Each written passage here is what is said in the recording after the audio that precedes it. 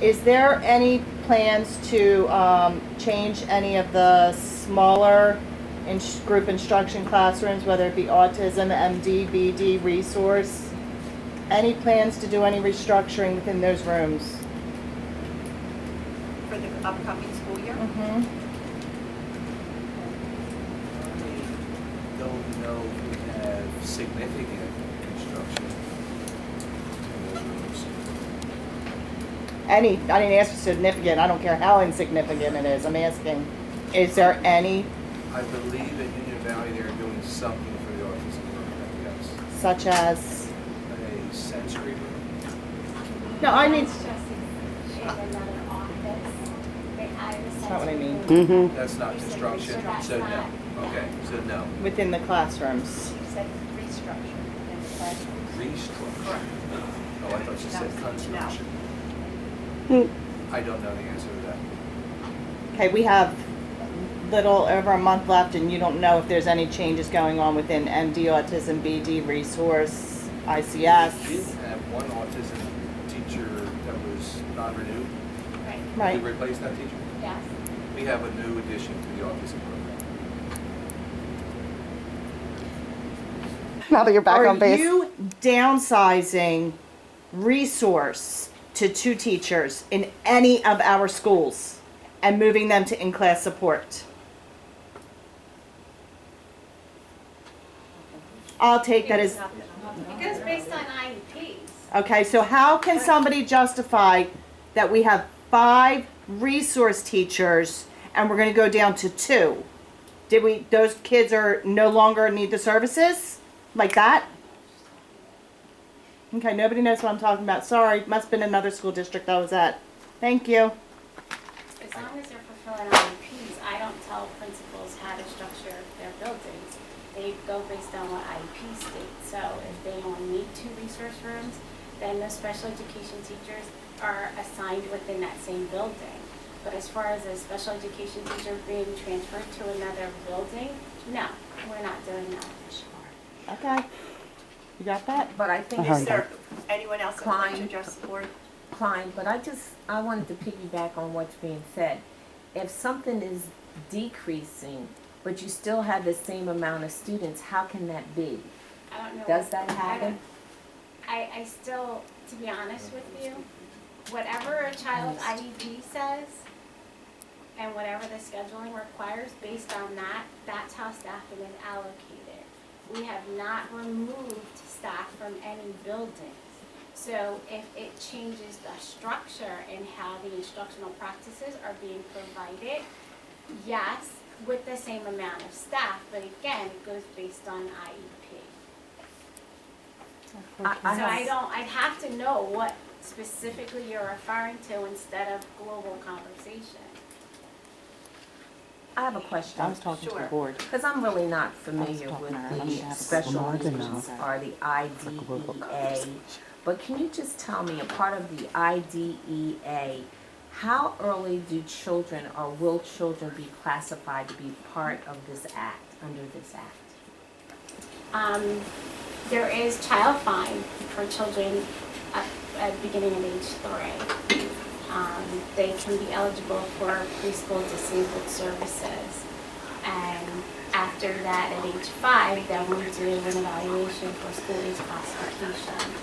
And then at age 5, we begin providing formal programs, but we're federally mandated to provide preschool services beginning at age 3. So at age 3, you can say someone is disabled as far as education is concerned? Preschool disabled, they're developmentally delayed and require intervention and support from our programs. Now, do they stay within that program their entire education up to 12th grade? Right before 5th grade, age 5, we reevaluate them to determine if they're eligible for a school age classification.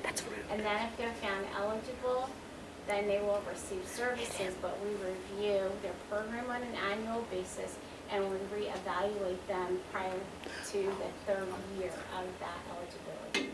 Now, when you review a student under that program, how are the parents involved in that?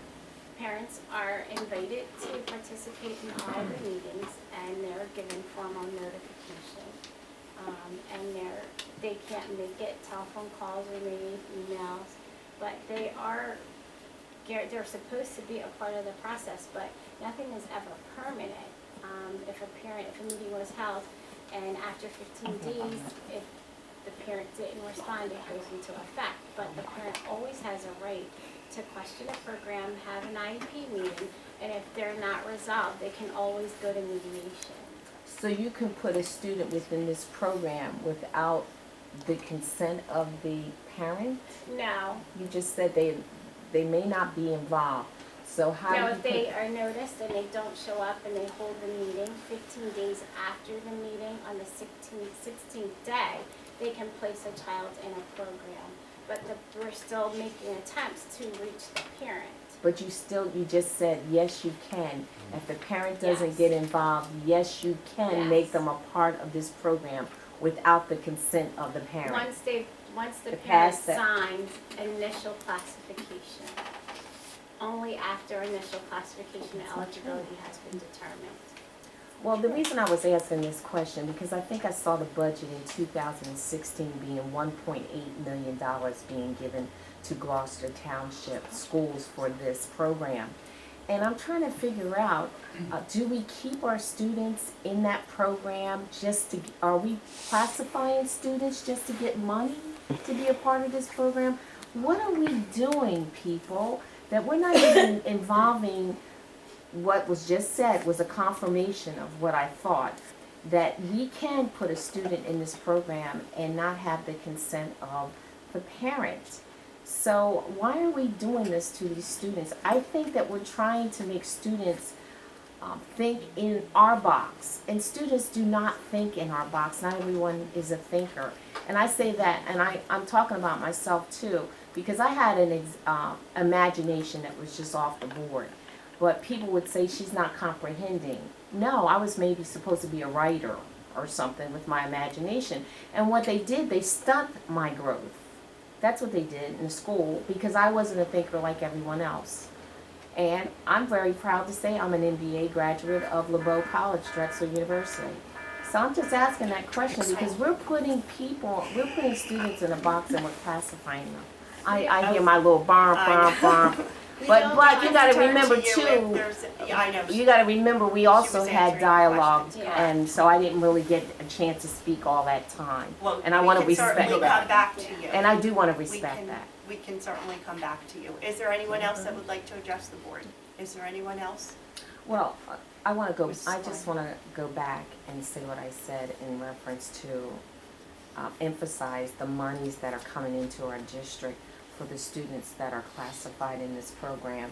And I'm really hoping that we're not doing this to get more money to classify students that really shouldn't be classified in these programs. Does everybody understand what I just said? Because this is so important. I was a representative of a student that was outside of our district. I represented that child, and to find out the child really should not have been a part of this, but they were trying to place the child there.